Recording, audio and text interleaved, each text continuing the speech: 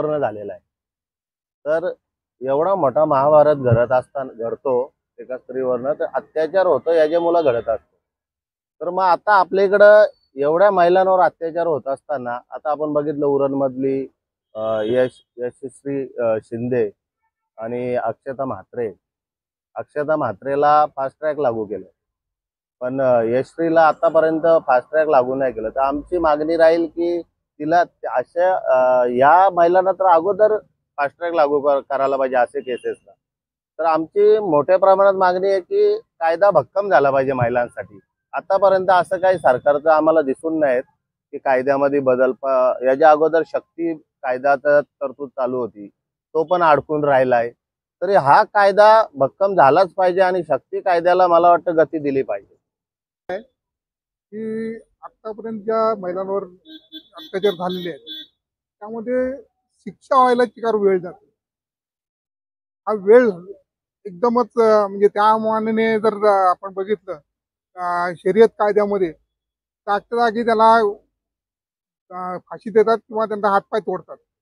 अशा कायद्यासारखा आपल्या इथे कायदा आला पाहिजे. त्याकरता आम्ही हा संपूर्ण मोर्चा काढतो आहोत आणि आमचे तालुका अध्यक्ष ह्या मोर्चाचं नेतृत्व करतात आणि त्याला सपोर्ट म्हणून मी आलेलो आहे. आणि असं जर सरकारने जर हे केलं नाही तर यापुढे आम्ही आंदोलन करू. कारण हे महिलांच्या हितासाठी आम्ही करतो आहोत.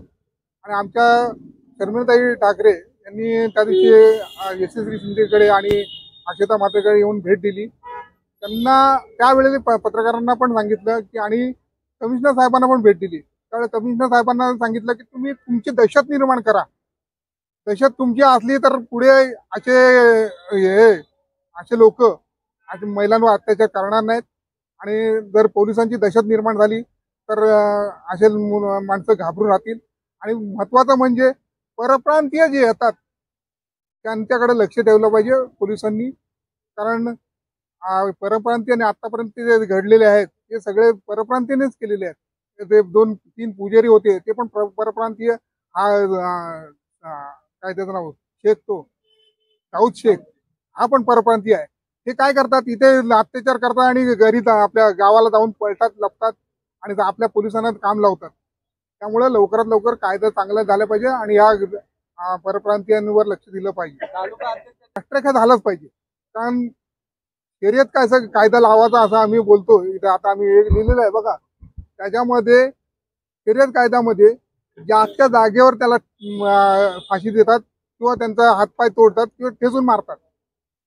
तर त्या पद्धतीने हा कायदे झाले पाहिजेत. त्यासाठी आम्ही फास्ट्रॅकवर सगळे गुन्हे फास्ट्रॅकवर टाकावे. तालुका अध्यक्षांचं म्हणणं बरोबर आहे.